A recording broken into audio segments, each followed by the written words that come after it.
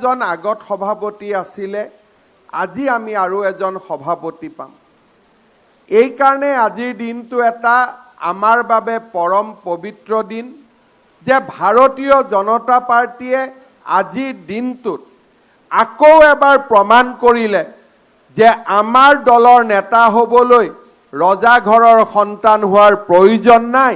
সাধাৰণ স্বয়ংসেৱক এজনে নিষ্ঠাৰে সৈতে কৰ্তব্য পৰায়ণতাৰে দলটোৰ ৰাজ্যিক সভাপতি পদ অধিষ্ঠিত হ'ব পাৰে।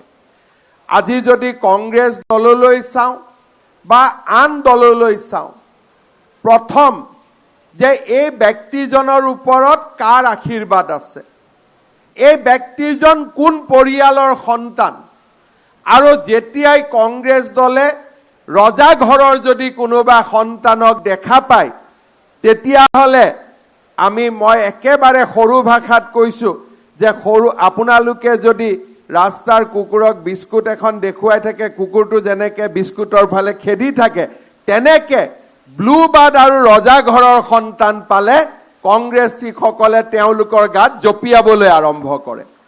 কিন্তু বিজেপিয়ে বিচাৰি থাকে যে ক'ৰ পৰা এজন সাধাৰণ কাৰ্যকৰ্তাক বিচাৰি পোৱা যায়, ক'ৰ পৰা এজন সাধাৰণ মানুহক বিচাৰি পোৱা যায় যোন নিজৰ কৰ্তব্য নিষ্ঠাৰে অসাধাৰণ হ'ব পাৰে। দেউতাৰ পৰা আমি ঐতিহ্য লওঁ, পৰম্পৰা লওঁ, দেউতাৰ পৰা আমি প্ৰেৰণা লওঁ, কিন্তু দেউতাৰ সাহস আৰু আশীৰ্বাদেৰে আমি নিজৰ পথেৰে নিজক মহিয়ান কৰি তুলিবলৈ চেষ্টা কৰোঁ। আৰু ভাৰতীয় জনতা পাৰ্টীৰ অকল অসমতেই নহয়, এই সংগঠন পৰ্বত যিমান ৰাজ্যিক সভাপতি হ'ব, ৰাষ্ট্ৰীয় সভাপতি হ'ব, ইয়াৰ পৰাই বহি মই গেৰেণ্টি দি ক'ব পাৰোঁ, কোনো এজন দেউতাকৰ পৰিচয় লৈ সভাপতিৰ পদলৈ নাযায়, নিজৰ সাংগঠনিক পৰিচয়েৰে তেওঁ সেই সভাপতিৰ পদত অধিষ্ঠিত হ'ব।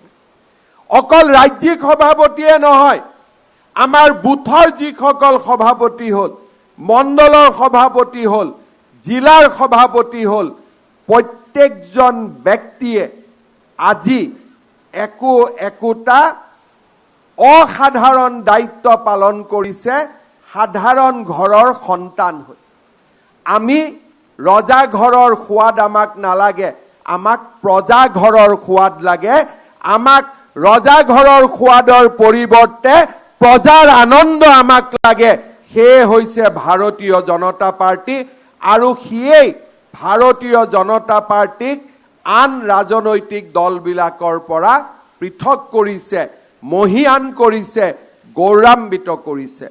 আজিৰ এই দিনটোত মই পুনৰ এবাৰ ডক্টৰ শ্যামা প্ৰসাদ মুখাৰ্জী, দীনদয়াল উপাধ্যায়, অটল বিহাৰী বাজপেয়ী, লালকৃষ্ণ আদৱানী, প্ৰধানমন্ত্ৰী নৰেন্দ্ৰ মোদী, আমাৰ নেতা অমিত শ্বাহ আৰু JP নাড্ডা ডাঙৰীয়াক আমাক নিৰন্তৰ পথ প্ৰদৰ্শনৰ কাৰণে আকৌ এবাৰ ধন্যবাদ আৰু কৃতজ্ঞতা জনাইছোঁ।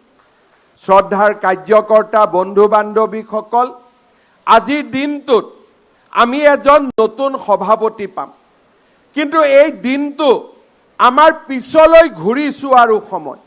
ভৱেশ কলিতা ডাঙৰীয়াক 4টা বছৰ আগতে আমি এনেকৈ আমাৰ দললৈ আদৰণি জনাইছিলোঁ।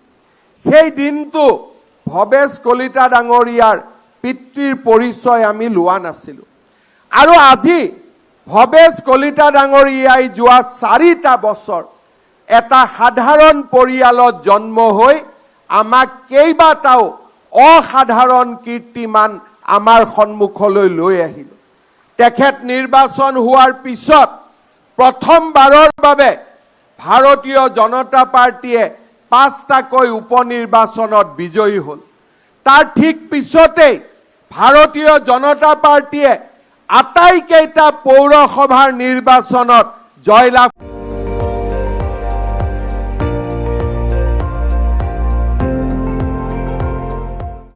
আপুনি চাই আছে ND24, সৰ্বশ্ৰেষ্ঠ নহয়, সৰ্বোত্তমৰ দৌৰ।